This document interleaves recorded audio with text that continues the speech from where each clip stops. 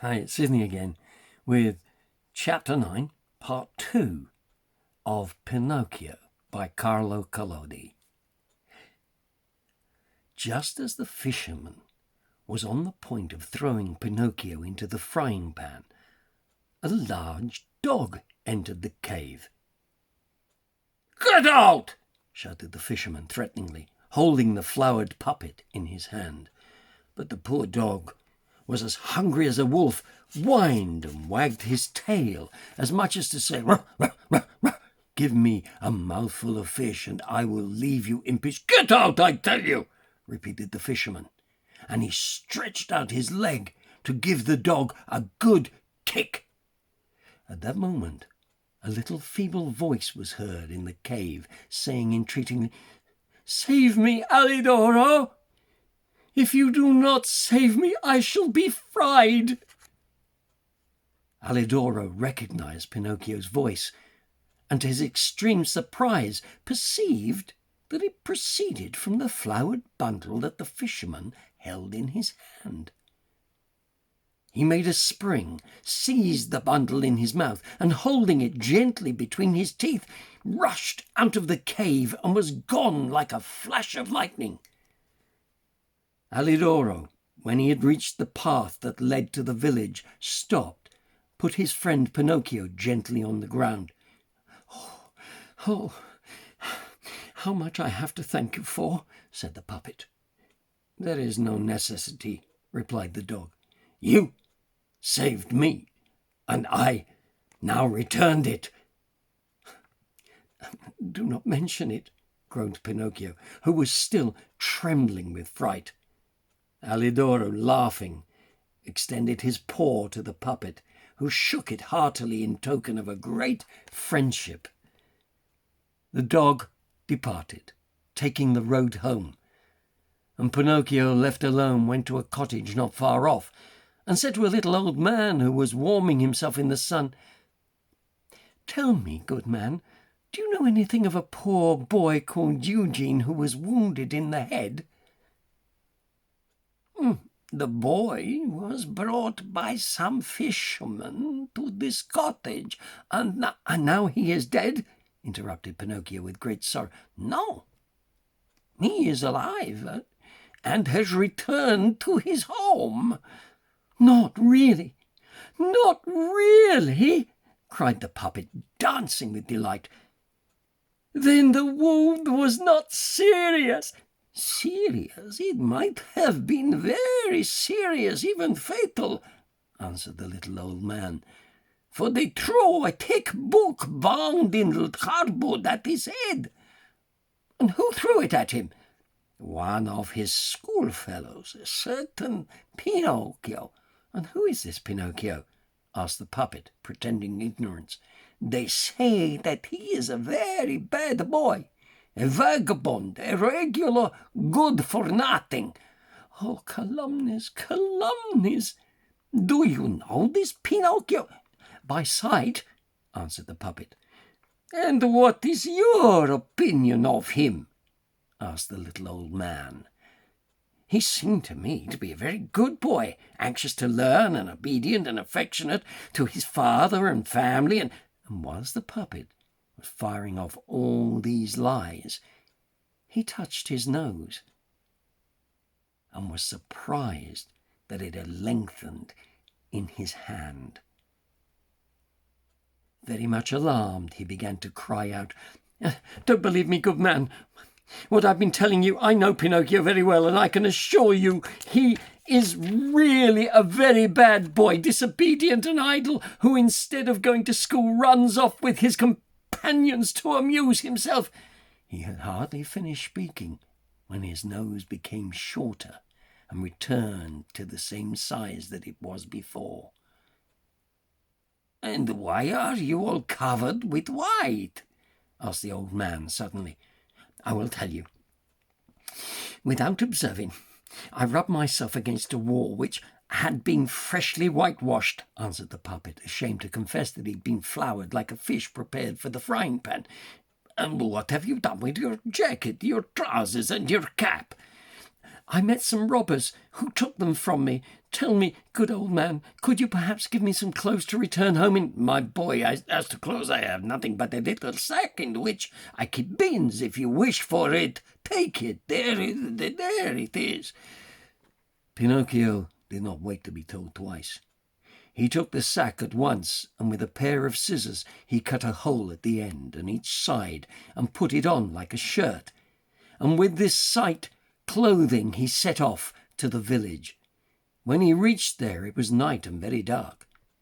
A storm had come on, and as the rain was coming down in torrents, he went straight to the fairy's house, resolved to knock at the door and hoping to be let in. But when he was there, his courage failed him, and instead of knocking, he ran away. He returned to the door a second time.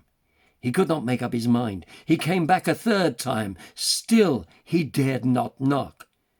The fourth time he laid hold of the knocker, and trembling gave a little knock. He waited and waited. At last, after half an hour, a window on the top floor was open. The house was 4 stories, you see. And Pinocchio saw a big snail with a lighted candle on her head looking out. She called to him, "Who is there at this hour?" "Is the fairy at home?" asked the puppet. "The fairy is asleep and must not be awakened. But who are you?" "Pinocchio." "And who is Pinocchio?" "The puppet who lives in the fairy's house." "Ah, I understand," said the snail. "Wait for me there.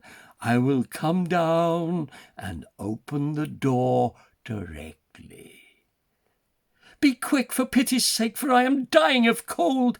"My boy, I am a snail, and snails are never in a hurry." An hour passed, and then 2, and the door was still not opened. Pinocchio was wet through and trembling from cold and fear. At last courage, and he knocked again, and this time he knocked louder. At this second knock, a window on the lower story opened, and the same snail appeared at it.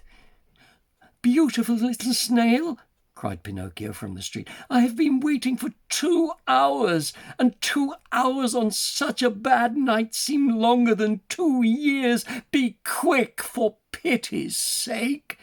"My boy," answered the calm, phlegmatic little animal, "my boy, I am a snail, and snails are never in a hurry."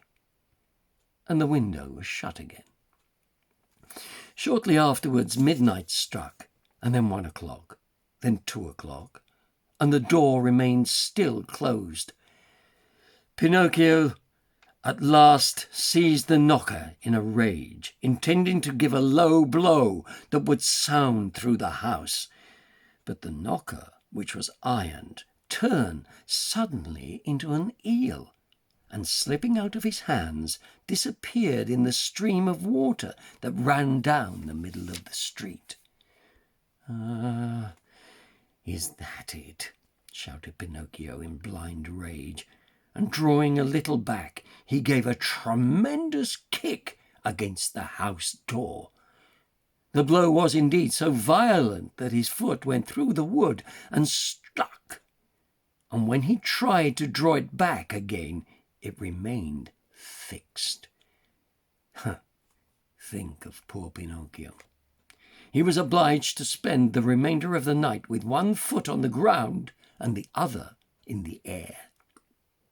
The following morning at daybreak the door was at last opened. The clever little snail had taken only 9 hours to come down from the 4th story to the house door. It was evident that her exertions must have been great. "What are you doing with your foot? Stuck in the door?" she asked at the puppet, laughing. "It was an accident. Do try, beautiful little snail, if you can, to release me from this torture, my boy. That is the work of a carpenter, and I have never been a carpenter. Beg the fairy from me. The fairy is asleep and must not be awakened. But what do you suppose that I can do all day nailed to this door? Amuse yourself by counting the ants that pass down the street. Bring me at least something to eat, for I am quite exhausted." "At once," said the snail. In fact, after 3 hours and a half, she returned to Pinocchio, carrying a silver tray on her head.